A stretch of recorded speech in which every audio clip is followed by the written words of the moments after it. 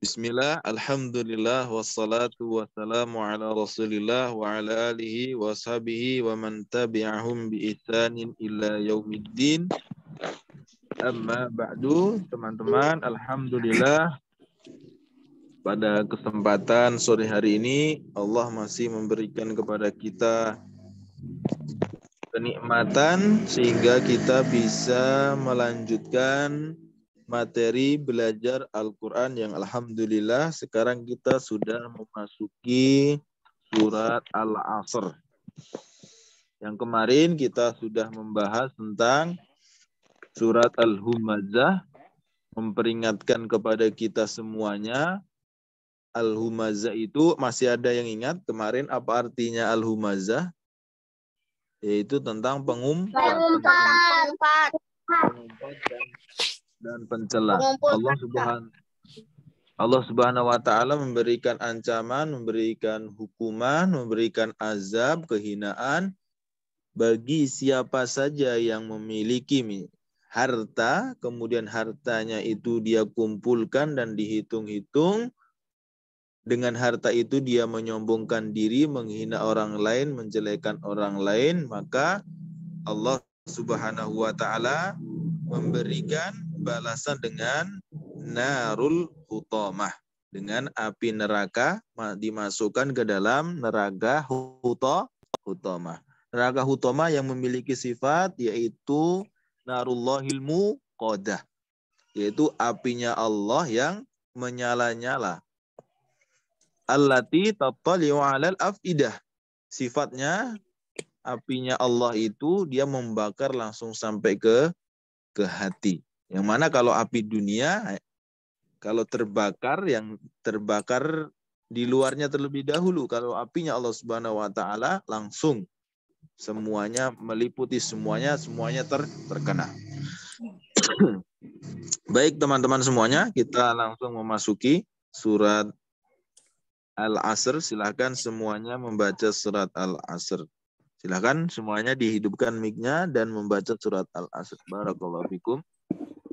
Silakan 1, 2, 3. A'udzu billahi minasyaitonir rajim. Bismillahirrahmanirrahim. Wal 'asr. Innal insana lafi khusr. Illalladzina amanu wa 'amilus sholihati tawasaw bil haqqi wa tawasaw bis sabr. Bagus. Ustaz minta Nadi siapa ini ya? Yang membaca. Siapa yang membaca? Yang udah tahu kokoknya udah biar kokoknya. silakan yang membaca. Gozi baca Gozi. Gozi silakan baca Gozi. Ya Ustaz. Ya, silakan Gozi yang A'udzu billahi minasyaitonir rajim. Bismillahirrahmanirrahim. Wal 'asr. Innal insana lafi khusr.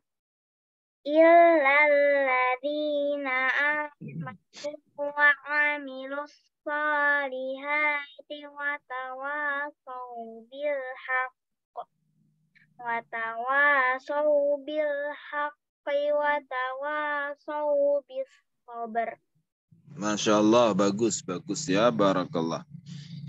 Surat Al-Asr ini adalah surat yang diturunkan termasuk surat Makkiyah ya, termasuk surat Makkiyah. Masih ingat apa yang dimaksud dengan surat Makkiyah?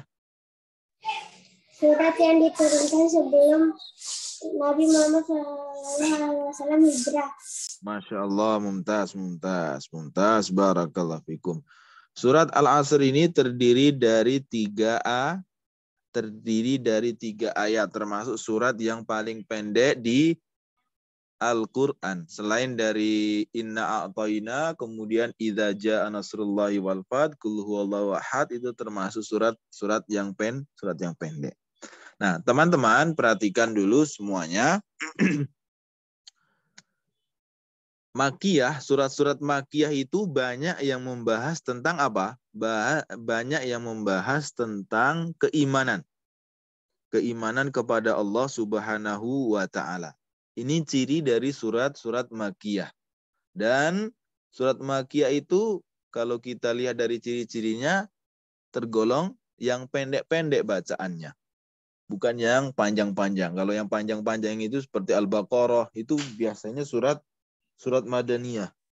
Surat Madaniyah. Dan surat Madaniyah itu karena diturunkan kepada Rasulullah SAW setelah hijrah ke kota Madinah, berbicara tentang hukum-hukumnya Allah Subhanahu wa Ta'ala. Berbicara tentang orang-orang munafik, keadaan orang-orang munafik. Sebagaimana kemarin sudah kita sampaikan, sudah kita singgung, dan sudah dijelaskan di dalam surat Al-Ma'un, yaitu fawailul lil musallin.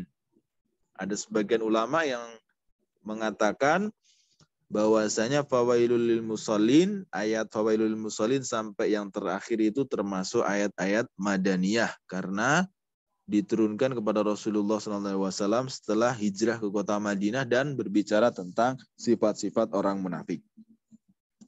Hari ini kita akan belajar tentang wal asr. Apa yang dimaksud dengan wal asr? Ada yang tahu nggak? Apa itu wal asr? Demi masa. Demi masa, demi waktu. Demi masa. Nah, diperhatikan dulu, dengarkan. Wal asr ini ada 2 maknanya. Ada 2 makna, ada 2 arti. Ulama ahli tafsir dia menyampaikan di dalam bukunya ada dua makna, ada 2 arti. Ini para ulama yang mengatakan, jadi ada arti yang pertama, al-asr itu adalah sholat asar. Tulis ya, al-asr ini yang pertama adalah sholat asar artinya. Karena Allah Subhanahu wa Ta'ala sangat memperhatikan, sangat menekankan sholat asar. Disebutkan di dalam surat Al-Baqarah, jagalah kalian sholat yang 5, terlebih sholat wusta. Apa yang dimaksud dengan sholat wusta ini? Dimaksud dengan sholat pertengahan ini? Kalau kita hitung, dari subuh, kemudian duhur, asar, maghrib, isya. Mana sholat yang di tengah-tengah? Sholat apa? Asar. Sholat asar. Sholat asar. Allah Subhanahu wa Ta'ala menegaskan, memerintahkan kepada kita untuk benar-benar menjaga sholat asar. Selain dari sholat-sholat yang lain juga Allah perintahkan untuk menjaganya. Karena kebiasaan orang-orang munafik, mereka itu ketika melaksanakan atau melakukan sholat asar, hampir mau habis waktunya. Sebentar lagi memasuki waktu maghrib, nah dia baru mengerjakan sholat asar. Dan kebanyakan orang-orang itu lalai dalam mengerjakan sholat asar. Karena seharian dia beraktivitas, nah memasuki waktu asar, mereka istirahat, kemudian terluput darinya untuk mengerjakan hal tersebut. Mengerjakan sholat al-asar tersebut. Nah, Rasulullah juga berpesan kepada kita sebagai teguran bagi orang-orang yang meninggalkan sholat asar khususnya ya. Man taraka salatal asr habita amaluhu. Kata Rasulullah, siapa saja yang meninggalkan secara sengaja salat asar, maka terhapus amalannya. Amalan kebaikannya itu terhapus pada hari itu. Maka kita sebagai orang muslim yang harus terus menjaga salat 5 waktu kita. Jangan sampai penyakitnya orang munafik menjangkit kepada kita. Bagaimana yang kemarin surat Al-Ma'un sudah dijelaskan, jangan sampai waktunya salat kita harus disuruh-suruh. Begitu orang-orang munafik itu. Dan mengerjakan ibadahnya itu bermalas-malasan. Itu arti yang pertama. Jadi arti yang pertama itu apa? Wal asr, yaitu salat Asar. salat asar. Sholat Allah asar. Allah memerintahkan dan menekankan tentang salat wusta atau salat asar. Kemudian yang kedua, al-asr. Makna al-asr di sini adalah waktu. Demi masa atau demi waktu. Allah Subhanahu wa taala bersumpah dengan makhluknya. Allah boleh itu bersumpah dengan makhluknya. Allah bebas bersumpah dengan siapa saja. Akan tetapi kita sebagai makhluk ciptaannya tidak boleh bersumpah kecuali dengan nama Allah Subhanahu wa taala. Di dalam surat Wad-Duha, Allah bersumpah dengan waktu duha. Kemudian wal-lail, Allah Subhanahu wa taala bersumpah dengan waktu malam. Wasyamsi, Allah bersumpah dengan matahari. Jadi Allah itu boleh bersumpah dengan makhluknya. Akan tetapi kalau makhluk ciptaannya Allah itu tidak boleh bersumpah kecuali dengan nama Allah Subhanahu wa taala. Kenapa Allah ini bersumpah dengan makhluknya? Ini menunjukkan begitu pentingnya, menunjukkan begitu istimewanya, menunjukkan begitu dahsyatnya makhluk yang disumpahi ini. Demi masa, demi waktu. Waktu itu adalah modal utama bagi manusia. Waktu, satu lagi, waktu itu adalah modal utama bagi manusia. Dengan waktu seseorang apa? Dia bisa sedih, adanya waktu dia juga bisa belajar, adanya waktu juga dia bisa pintar, adanya waktu dia juga bisa bodoh, adanya waktu dia bisa bahagia, bisa sedih. Bisa kaya, bisa miskin, karena ada waktu. Coba kalau tidak ada waktu. Semua itu tidak akan ada. Jadi modal utama itu adalah waktu.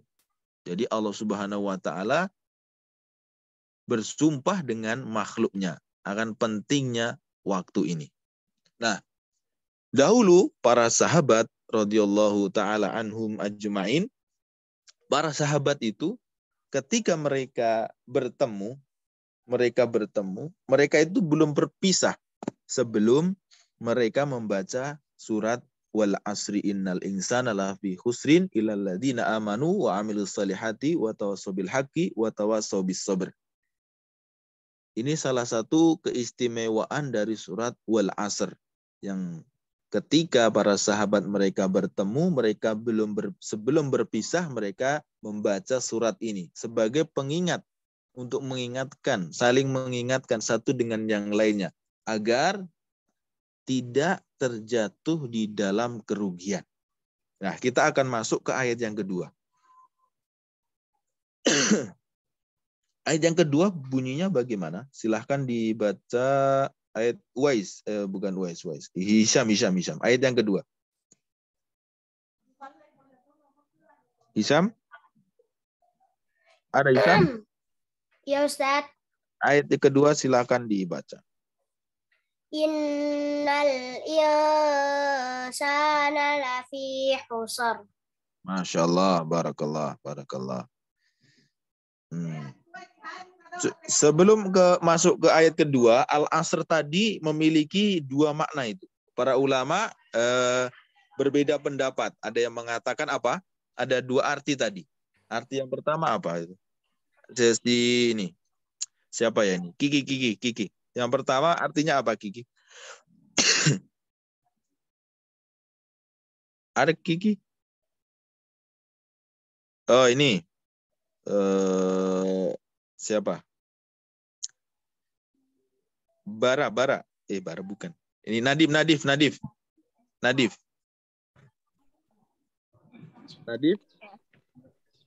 Silakan Nadif. Nadif, bangun. Lagi tidur dia, Ustaz. Waduh, kok tidur enggak ya? Menyimak dia. Artinya apa? Arti dari Al-Asr tadi ada 2. Apa, Nadif?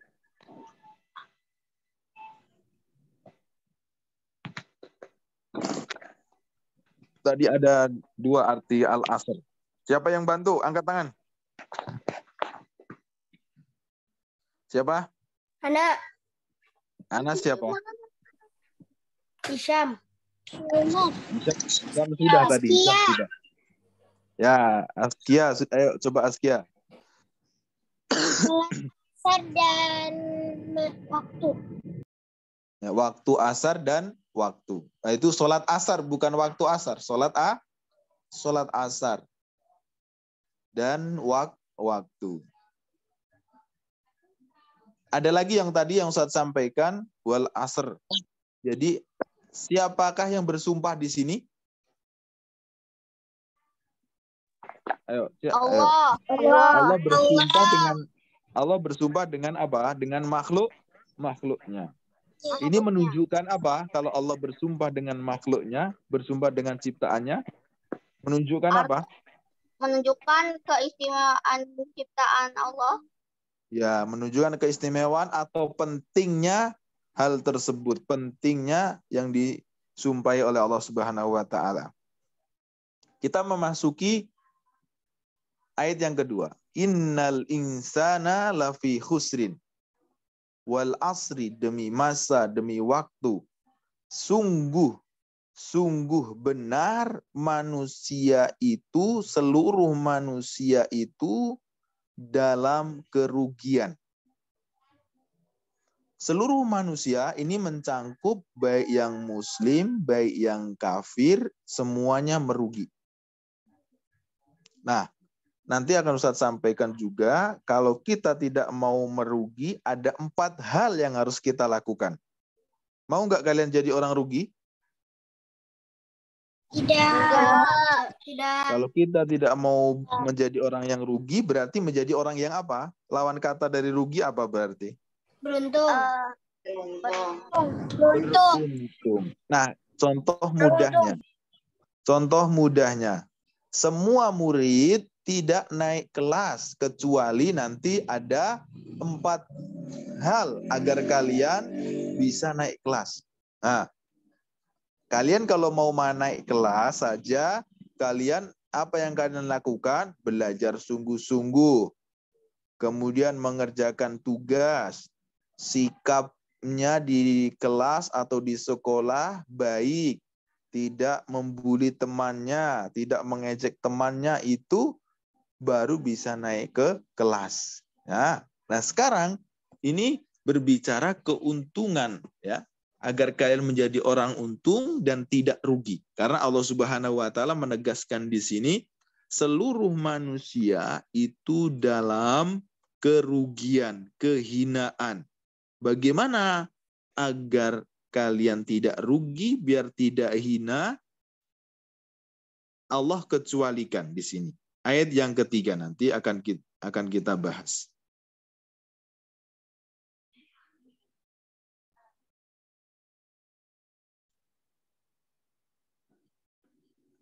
Allah Subhanahu wa taala mengecualikan ada 4 golongan yang tidak akan rugi selama-lamanya. Kalau kita memegang 4 golongan ini, kita bersifat dengan 4 sifat ini yang sudah Allah Subhanahu wa taala tegaskan kepada kita. Ayat yang kedua tadi berbicara, satu ulangi lagi, ayat yang kedua tadi berbicara tentang semua manusia sungguh dalam kerugian, dalam kehinaan, dalam kehancuran. Jadi seluruh manusia, baik yang muslim, baik yang kafir, mereka akan merugi. Sungguh, bahkan kata Allah Subhanahu wa taala, bukan akan lagi, sungguh mereka itu dalam kerugian yang nyata. Kecuali Allah Subhanahu wa taala mengecualikan. Silahkan ayat yang ketiga, adiknya Uwais membaca. Ayat yang ketiga. Illalladzina amanu wa amilus solihati wa tawasau bil haqqi wa tawasau bis sabr. Masya Allah. Muhammad sudah hadir ya. Muhammad. Suara Ustaz jelas Muhammad. Jelas. Jelas, Ustaz. Oke. Ayat yang kedua tadi mengabarkan kepada kita tentang apa Muhammad? Ayat yang kedua. Maaf, Ustaz, pas tadi baru masuk, Ustaz. Jadinya baru masuk. Mau ya, nggak apa-apa Muhammad. Coba siapa yang mau bantu Muhammad? Kiki tadi belum jawab Kiki. Kiki, ayat yang kedua. Seluruh manusia merugi.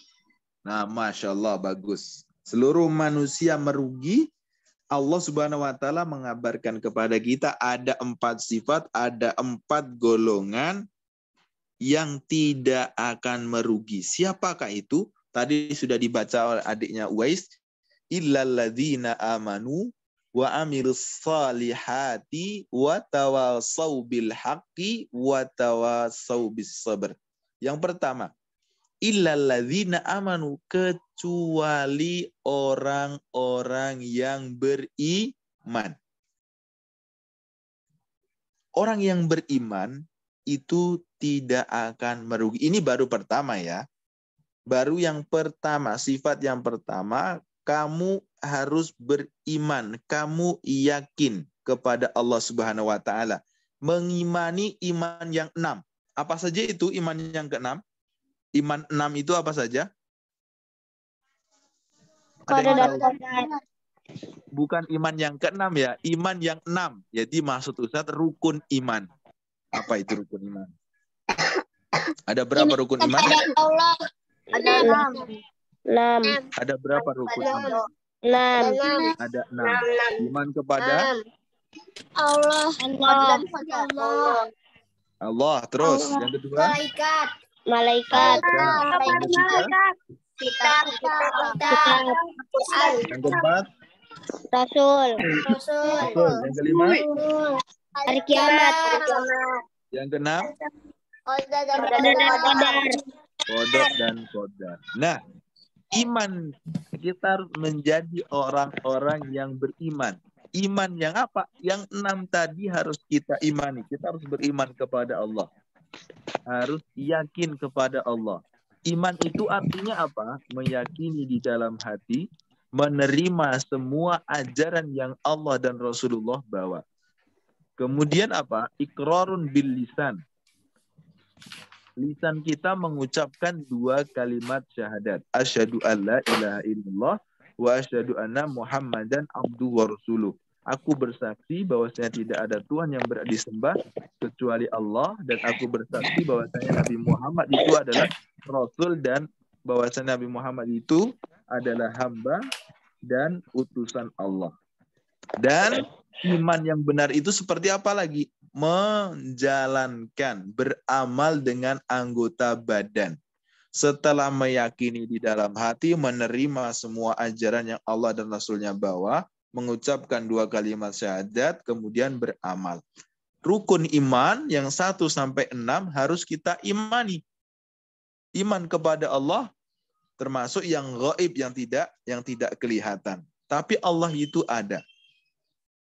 Allah itu ada tapi tidak terlihat. Yang mudah saja, angin itu ada atau tidak? Ada. Teman-teman? Ada. Ada enggak? Ada. Angin itu ada enggak? Ada. Terlihat atau tidak? Enggak. Enggak terlihat. Tapi ada. Malaikat itu terlihat atau tidak? Tidak. Enggak. Tetapi ada malaikat-malaikat yang bisa menjelma menjadi manusia, yaitu di zamannya Rasulullah SAW. Kemudian iman kepada Allah, malaikat, kepada kitab. Kalau kitab itu ada ya, bentuknya ada. Kita wajib juga mengimani kitab-kitab yang terdahulu. Taurat, Injil, Zabur. Kita imani. Akan tetapi yang kita jalankan adalah sesuai yang dibawa oleh Rasulullah Sallallahu Alaihi Wasallam, yaitu Al-Quran. Hari kiamat harus kita imani, nanti akan terjadi namanya kiamat. Dan yang terakhir, takdir yang baik maupun yang buruk harus kita imani juga. Itu ya, yang pertama, jadi kita harus beriman, yakin kepada Allah Subhanahu wa Ta'ala. Yang kedua, apakah cukup saja beriman, kemudian dia tidak beramal soleh, dia tidak melakukan kebaikan, dia tidak mengerjakan amal soleh? Tidak. Yang kedua, Allah sampaikan sifat orang-orang yang tidak akan merugi, yaitu yang pertama, dia beriman. Tentu dia bisa beriman dengan cara apa? Dia berilmu. Dia menuntut ilmu. Setelah dia menuntut ilmu, akan bertambah lagi keimanannya. Nah, yang kedua, Allah Subhanahu wa Ta'ala mengatakan kepada kita, wa amilus lihat, beramal kebajikan, mengerjakan amal kebaikan.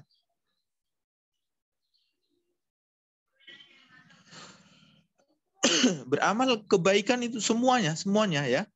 Amal kebaikan apa saja yang kita lakukan, seperti sekarang ini. Bersedekah termasuk amal kebaikan. Belajar juga amal kebaikan. Membantu kedua orang tua termasuk juga. Membaca Al-Quran. Kemudian menolong orang lain itu termasuk amilus sholihat, yaitu beramal soleh. Yang pertama beriman, yang kedua beramal soleh. Semuanya ya, baik amalan yang terlihat maupun amalan yang tidak terlihat, seperti bersyukur, seperti ya bersyukur atau bersabar, kemudian ikhlas, ridho, menerima apa yang Allah berikan kepada kita, qanaah, itu adalah amalan-amalan hati. Ada amalan hati dan ada amalan yang kelihatan. Amalan zahirah dan amalan batinah. Amalan yang zahirah itu seperti sholat, berkurban. Kalau amalan hati seperti ikhlas, sabar, bersyukur, tawakal, yakin kepada Allah, itu semuanya adalah amalan hati, dan itu termasuk amal soleh. Kalau orang yang mengaku beriman tetapi dia tidak beramal soleh, maka imannya sia-sia, pengakuannya sia-sia. Iman itu butuh diperjuangkan, iman itu butuh dipertahankan. Ingat Rasulullah. Kalian ingat? Nah, ini kisah para sahabat dan Rasulullah SAW.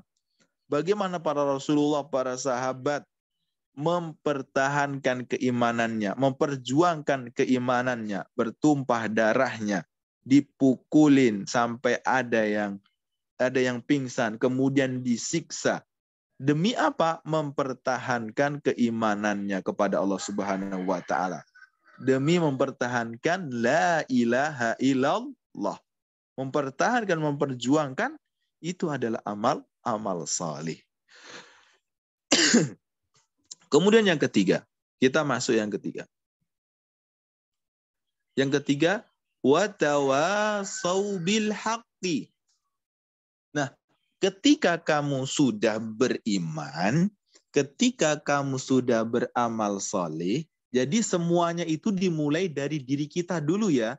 Kamu sudah beriman, kamu sudah beramal solih, kamu sudah mengerjakan kebaikan, kamu sudah sholat, kamu sudah belajar sungguh-sungguh, kamu sudah bersedekah hari ini, kamu sudah membantu orang hari ini, kamu sudah berbagi kepada orang, baru watawasau bil haqqi. Kamu saling menasehati satu dengan yang lainnya. Kamu juga menerima nasihat, kamu juga mau dinasehati, dan kamu juga menasehati. Saling menasehati dalam kebaikan, saling menasehati dalam kebenaran. Ayo sekarang waktunya sholat, kita kerjakan sholat.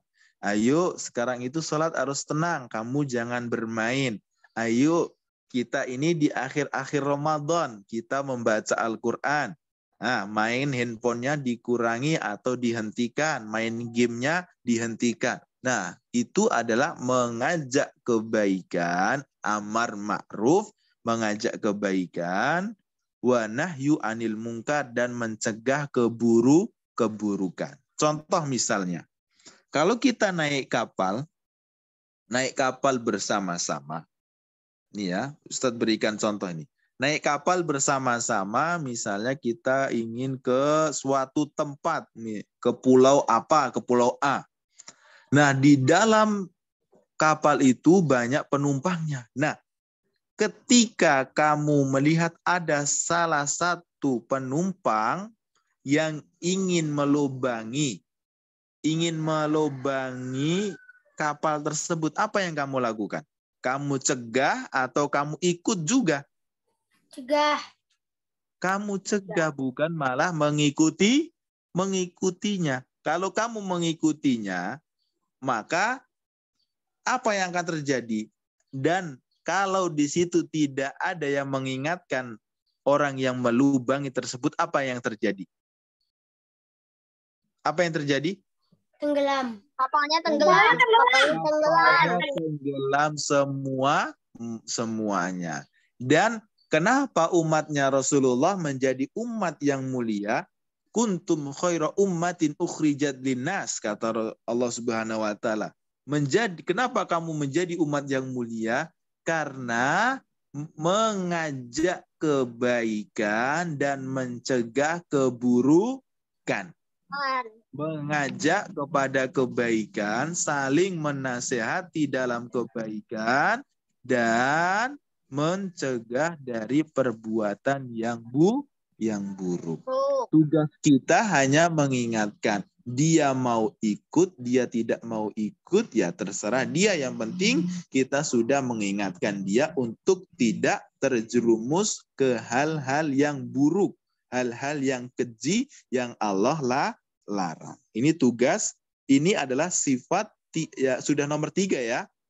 Golongan yang ketiga tadi, sifat yang ketiga, agar tidak rugi. Pertama iman, kedua amal saleh, ketiga saling menasihati dalam kebenaran.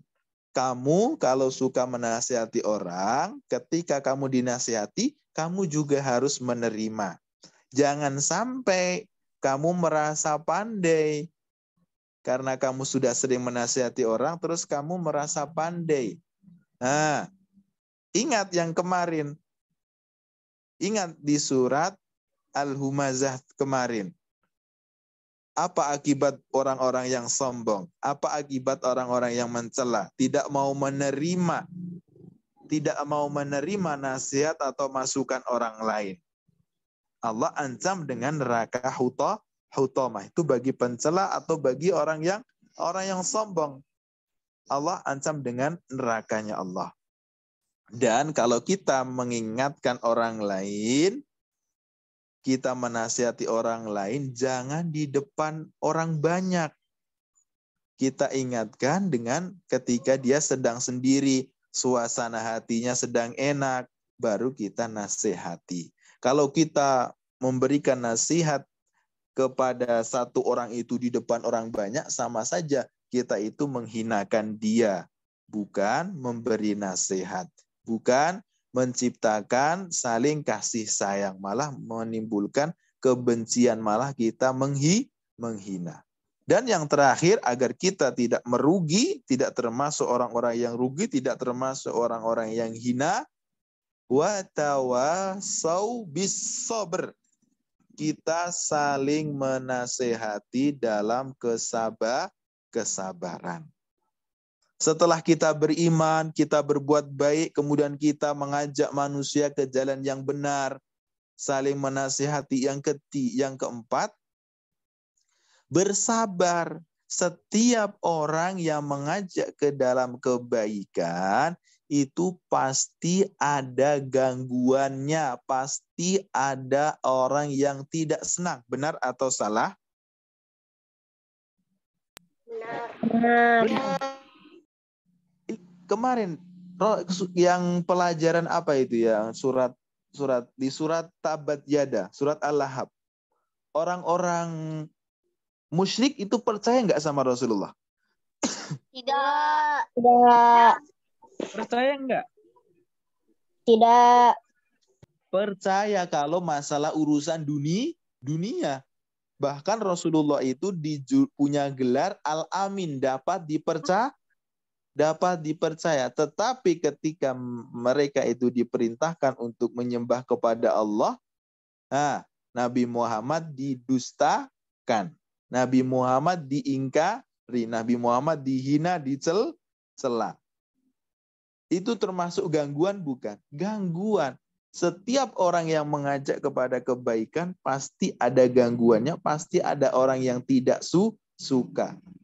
Selevelnya Rasulullah, tingkatan Rasulullah yang sudah diampuni dosanya yang telah lalu dan yang akan datang, itu saja ada gangguan. Terlebih pada kita sebagai umatnya, manusia biasa yang banyak salahnya, yang kadang juga lupa. Ketika kita mengingatkan manusia, mengajak kepada kebaikan, terus ada yang tidak mau ikut, ya kita bersabar. Kita apa? Bersabar. Bersabar kalau ada orang yang menyakiti kita, ada orang yang menghina kita, ada orang yang tidak mau mengikuti kita. Kita bersabar. Bersabar seperti sabarnya orang-orang apa? Bersabar seperti sabarnya para nabi dan para rasul. Teman-teman, Ustadz mau bertanya. Orang-orang musyrik itu ketika menyembah berhala, mereka itu bersabar nggak? Iya. Mereka bersabar. Iya. Mereka bersabar atau tidak? Iya. Mereka bersabar. Karena apa? Kalau ada orang yang mengajak masuk ke dalam agama Islam, agama yang benar di bawah Rasulullah, mereka menolaknya. Jadi mereka itu bersabar di dalam kemaksiatan. Mereka bersabar di dalam keburukan, kejahatan. Ada lagi nggak contohnya? Kita sholat itu bersabar nggak? Kita melaksanakan ketaatan, melaksanakan kebaikan harus bersabar juga. Sholat pun kita juga harus bersabar. Kalian belajar sekarang juga harus bersabar. Kalau kalian tidak bersabar, sudah dari tadi kalian keluar dari Zoom. Ya benar atau salah? Benar atau salah? Benar. Kalau kalian tidak bersabar, berarti kalian sudah keluar dari tadi. Jadi kalau kalian sudah belajar untuk bersabar. Nah, bersabar itu terbagi menjadi 3 ya. Yang pertama, bersabar dalam menjalankan ketaatan kepada Allah. Contohnya sekarang, puasa. Kalau kita tidak sabar, kita sudah berbuka dari tadi. Allah itu menegaskan kepada kita, berpuasalah kamu dari waktu fajar sampai terbenamnya matahari. Itu batasan kita berpuasa. Kita harus sabar itu menjalani dari waktu subuh sampai nanti waktu maghrib. Kalau kita tidak bersabar, kita sudah berbuka dari tadi. Sholat juga sama. Kita harus bersabar. Kita harus bersabar. Kan sholat berjamaah ada imamnya. Imamnya belum ruku, kamu sudah salam. Nah, ini juga keliru ya. Jangan sampai gitu imamnya belum takbir, kamu sudah takbir duluan. Harus sabar.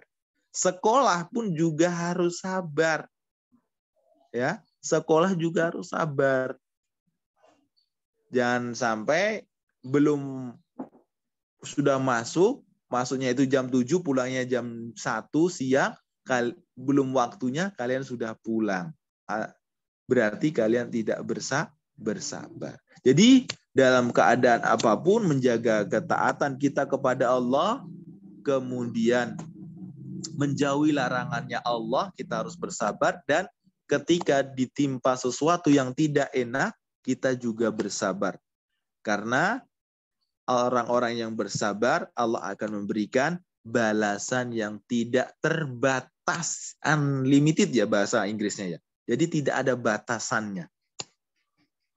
Apa itu kalau unlimited itu ya? Bukan kayaknya. Pokoknya Allah itu akan memberikan balasan tidak ada batasannya bagi orang-orang yang bersabar.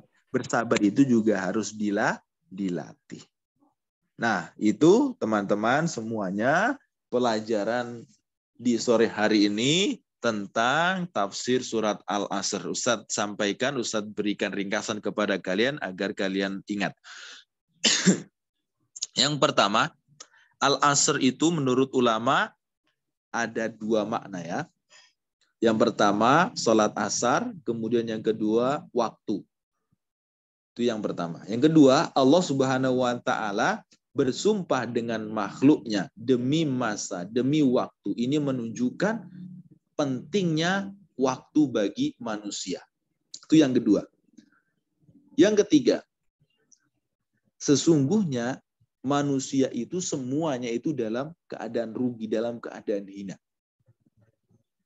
Ketiga. Yang keempat, ada Allah kecualikan 4 golongan, 4 sifat.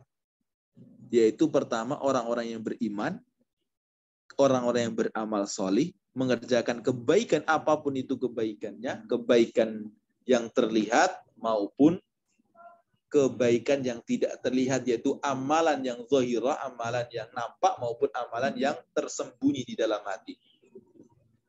Kemudian saling menasihati dalam kebenaran dan saling menasihati di dalam kesabaran. Mengajak manusia kepada jalan yang benar, mengajak kepada manusia kepada jalan kebajikan, kebaikan, mencegah, mengingatkan agar tidak terjerumus kepada hal-hal yang buruk. Demikian yang Ustadz sampaikan. Sebelum Ustadz tutup, Ustadz mau bertanya terlebih dahulu. Siapa yang mau ditanya? Tentu ya, Ustadz pilih saja nanti. Yang pertama, Kim nggak apa-apa ya? Kim menjawab, Kim nggak apa-apa, Kim? Nggak apa-apa ya, Ustadz. Ya. Oke, bagus. Surat Al-Asr artinya apa? Demi waktu. Masya Allah, mumtaz. Cukup. Yang kedua, pertanyaan yang kedua buat siapa?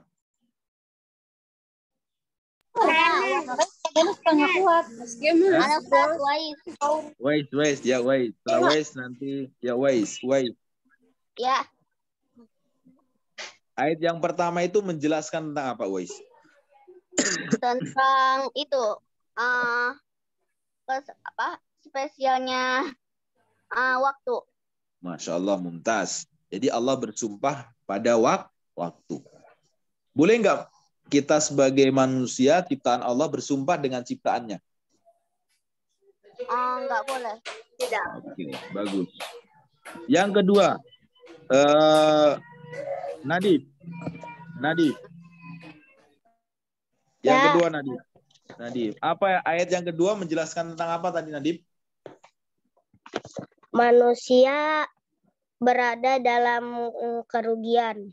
Oke, bagus. Yang terakhir, Hisham. Apa ayat yang ketiga? Gimana caranya biar kita itu tidak rugi, Hisham? Tidak menjadi orang-orang yang rugi. 4-4-nya kan, Ustaz? Iya, benar.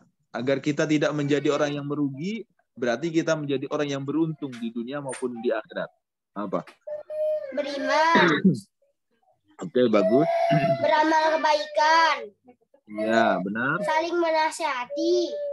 Oke. Bersabar. Nah, bagus. Nah, beriman ini iman yang seperti apa, Gozi? Gozi ada? Apa Ustadz? Kurang jelas suaranya. Oke. Tadi Hisam sudah menyampaikan agar kita tidak menjadi orang yang rugi. Ada 4 itu caranya. Beriman, beramal kebaikan, menasihati dalam kebenaran, dan bersabar. Beriman yang seperti apa? Iman yang seperti apa, Gozi? Iman yang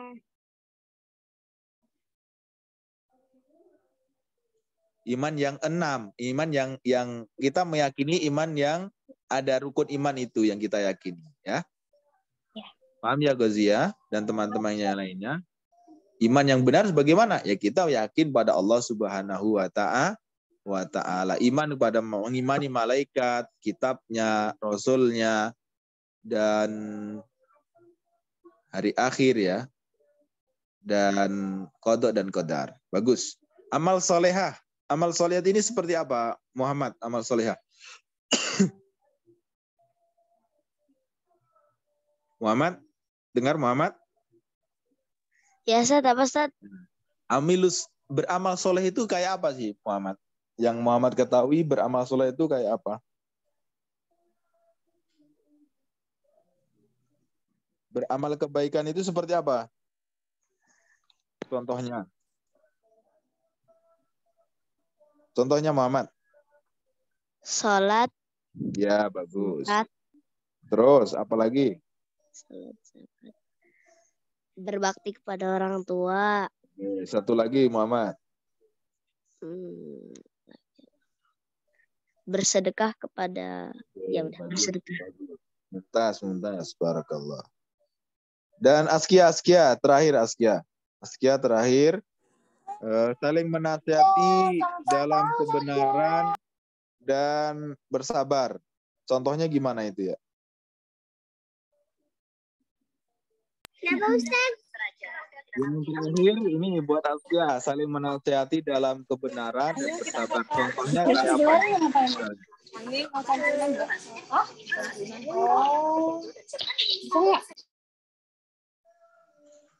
Contohnya seperti apa? Oke,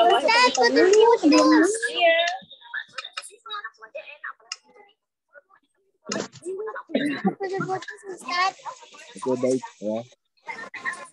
Cukup ya teman-teman semuanya. Ustadz sampaikan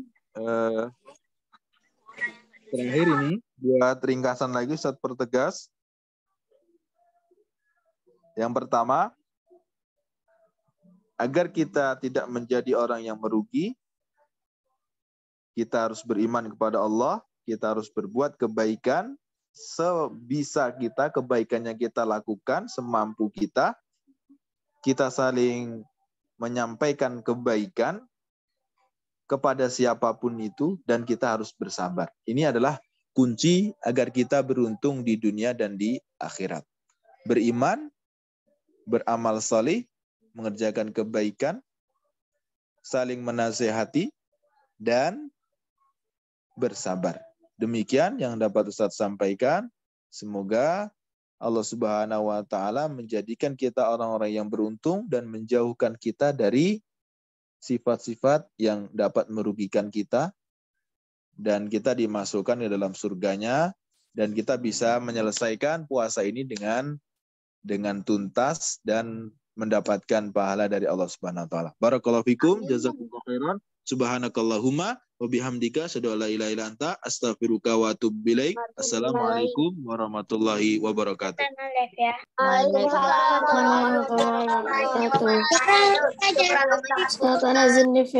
Assalamualaikum. Waalaikumsalam. Assalamualaikum.